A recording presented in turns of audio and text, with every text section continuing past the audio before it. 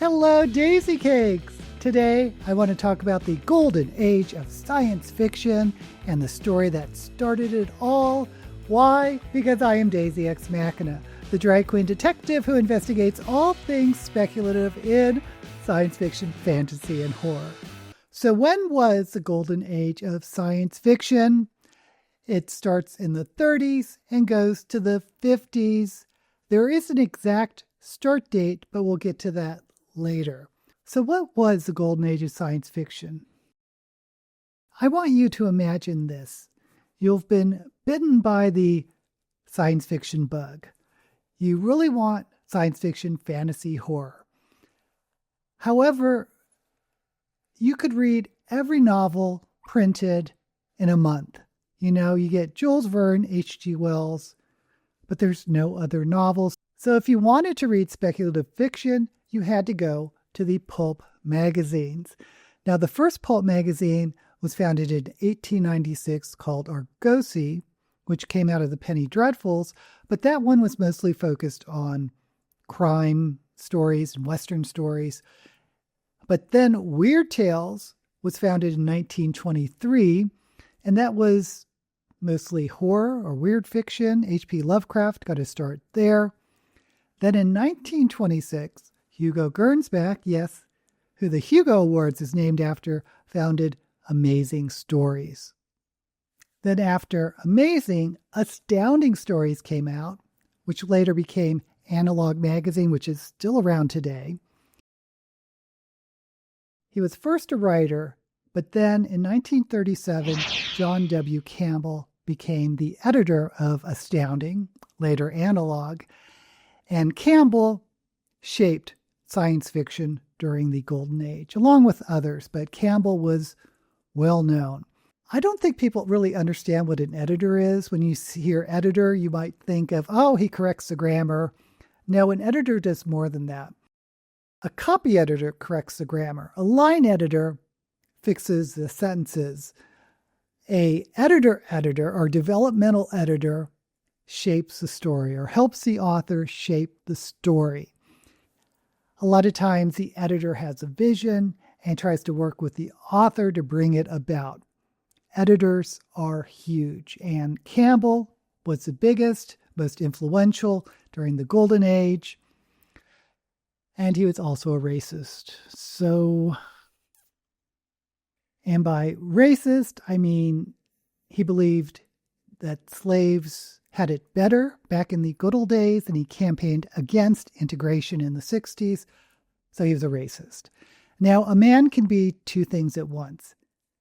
He can be a horrible racist, and he could also be a great editor, and Campbell was known to take many writers in the Golden Age and nurture their careers and help them find their stories. So take that for what you will. Between Hugo Gernsback and John W. Campbell, they pretty much led the Golden Age.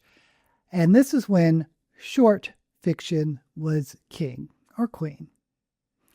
Short fiction meaning short stories, and then sometimes serialized novellas or novelettes, whatever. Am I saying that there was no novels written during that time? Of course not. There was Orwell, there was Huxley. During this period, C.S. Lewis published his space trilogy, and science fiction during that time, actually before it was called science fiction, it was called scientific fiction, and they tried to shorten it to one word, scientifiction or scientification. Eventually it became science fiction, and when novels were published during the 30s and 40s, it was mostly academic or literary, not what we know of science fiction novels today. Oh, there was one more exception, and that was for juvenile fiction. Science fiction for kids. That seemed to be okay. And at the forefront for juvenile science fiction was, of course, Robert Heinlein, who wrote some of his best works as his juveniles. This was a time where people didn't really understand science fiction and thought it was for the crazy pulp people or maybe for kids. And this is a period where science fiction developed a really unfortunate reputation of not being serious, being for the pulps or for kids. Why is that? Why didn't we find more novels? Well, let's follow the money. You could make much more money writing short fiction because there were so many of these pulp magazines. There was astounding and, of course, amazing, but there's also thrilling wonder stories, startling stories, planet stories. There was crime and western pulp magazines as well, and even romance pulps, Love Story magazine. This was a period when short fiction was really in demand, and authors could write, I don't know, half a dozen short stories a year, maybe more, and sell them to these pulp magazines and make a lot more money than spending a year writing a novel. And publishers at the time, again, weren't taking science fiction seriously unless you were C.S. Lewis or George Orwell or Aldous Huxley, it's sort of that academic highbrow setting. So they just weren't publishing novels. But then came the 1950s. And publishers began catching on that, my gosh, there were a lot of people out there that liked speculative fiction, that liked science fiction and fantasy and horror. Mostly we're talking about science fiction back then. And at the time, a lot of authors had a backlog or a backlist of short stories, but many of these were interconnected. The 50s is when we started seeing a lot of fix-up novels or stitch-up novels where authors took their stories that were related and sort of mashed them together or stitched them up into a novel-length work. And this is when we started getting Ray Bradbury's Martian Chronicles, Isaac Asimov's I, Robot and Foundation series, Dying Earth by Jack Vance. Edgar Rice Burroughs, of course, did a ton of them.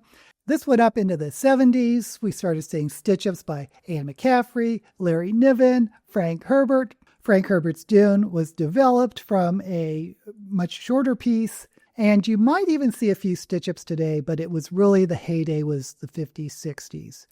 As the novel became ascendant, the short story became descendant. So after the 50s, once novels started being published and recognized, we started seeing a die-off of the shorter fictions. They still existed, up to the 70s, 80s. They really started falling off around the 90s, and today there's just a few of them left. Now, the term fix-up was coined by A.E. Van Vogt when he published his novel, Voyage of the Space Beagle, which brings us back to the start of the golden age of science fiction, because many people believe that it started with the July 1939 issue of Astounding with a short story by A.E. Van Vogt called Black Destroyer.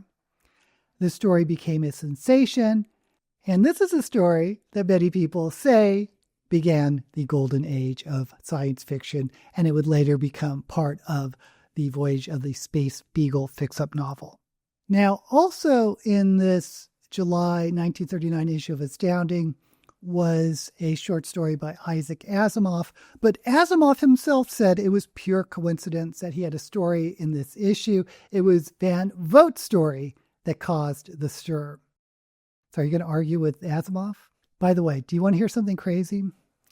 As big as Black Destroyer was in the day, and as much as many people said it triggered the golden age of science fiction, that in fact they started awarding Retro Hugo starting in 1939. Black Destroyer by A. Van Vogt was not even nominated for the Retro Hugo, much less winning it. So wrap your mind around that. For me, I first heard of Voyage of the Space Beagle because of this.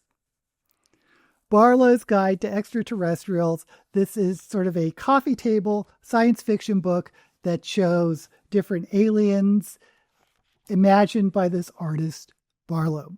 I think I got it because of the Puppet Master illustration from Larry Niven's Ringworld, which was one of my favorite books at the time.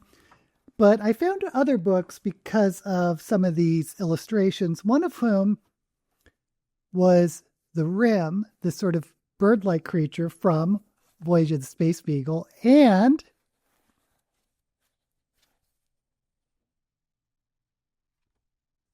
the Ixtal also from Voyage of the Space Beagle. And I was fascinated by all these illustrations, but this one had two creatures from the same book. So, of course, I had to get Voyage of the Space Beagle. And I've recently just reread it just for this video. And when you hear Space Beagle, I know what you're thinking of. Because I did too. Voyage of the Space Beagle was made up of 4 short stories that A. Van Vogt wrote. The first being Black Destroyer, which started the Golden Age in 1939. Second was War of Nerves, published in 1950 in Other Worlds magazine. The third story was Discord in Scarlet, going back to 1939 and Astounding. And then the last story was M33 in Andromeda, written in 1943, also published in Astounding. This made Voyage of the Space Beagle feel very episodic. It was like watching 4 Star Trek episodes back to back. Each story had a different alien, but they were seamlessly sort of woven together because they're all connected by the scientific exploration ship, the Space Beagle. It didn't really feel disconnected as you read it, but on reflection, it was definitely in 4 parts, with each part focusing on a different alien. Now, each of the stories had the same main character, Dr. Elliot Gross-Venner. And he was a scientist who focused on nexialism. And that's sort of a new concept that A. Van Vogt created, which is a branch of science that is a synthesis of all other sciences. It trains the mind, and it kind of reminded me a little bit of psychohistory. In fact, Gross-Venner trained at the Nexialist Foundation. How much was Asimov inspired by A. Van Vogt for his Foundation series? I don't know, but what I do know is that A. Van Vogt loved writing about aliens. Each of these stories focused on an alien. The first alien we meet in Black Destroyer was the Corel, which kind of looks like a multi-limbed Black Panther with tentacles. Yes, D&D fans may recognize that as a displacer beast. Anyway, in Voyage of the Space Beagle, these Corel are killing machines. And the Space Beagle comes across the planet where they are from. And this planet once had a great civilization, but now nothing is left but ruins and the Corel. Do the Corel live forever? Are they descendants of the race that built this once great city that's now in ruins? Are they something else? The next story is the alien Rim, which we never actually physically meet, but are psychic bird creatures that almost destroy the Space Beagle when they try to say hello. The third story, we get the Ixtal, which is a strange-looking creature that can pass through walls and lays its eggs in humans. Maybe the Ixtal is a survivor of a previous universe. Finally, we get a galaxy-sized alien evolved from swamp gas. Van Vogt sued the producers of the Alien movie, and they gave him a settlement. And I was trying to look to see how similar the stories were. The alien creature in the movie Alien kind of reminded me of the first and third creature, the Corel and the Ixtal. Honestly, it was hard for me to see a similarity, but I am happy he got a settlement. I do think it's interesting how H.R. Geiger created the iconic xenomorph alien that sort of taps into the atavistic fear of insects and sharks and predators. The Ixtal, on the other hand, was described by Van Vogt as being the color red, bright red like the devil. So it's kind of interesting how our fears have evolved. Anyway, why was the Black Destroyer so influential? Why do people say it started the golden age of science fiction? Well, for one, it's well written. It's a very well written story. Also, concepts like nexialism, this cool, weird alien species, this fallen civilization, really goes deep into world building. And Van Vogt seems to have really thought through how this scientific exploration ship would work. Like the captain was democratically elected by the different science departments. All the scientists were men. And this won't fly today, but he recognized how would this group of men sort of deal with the fact that there are no women. And this is from a very heterosexual mindset. Well, of course, all these men need to be chemically castrated so they don't have any urges. I know this sounds awful now, but at least it shows that Van Vogt thought through some minutiae that may have escaped other writers. As you know, I've been reading a lot of Golden Age science fiction from my Retro Hugo series, where I read some of the nominees. And I have to say that these are not the best stories I've ever read.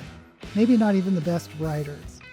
But during the Golden Age is when the seeds were planted. We're getting aliens, spaceships, mind powers, starting with Black Destroyer. We're digging deep into the world building and background.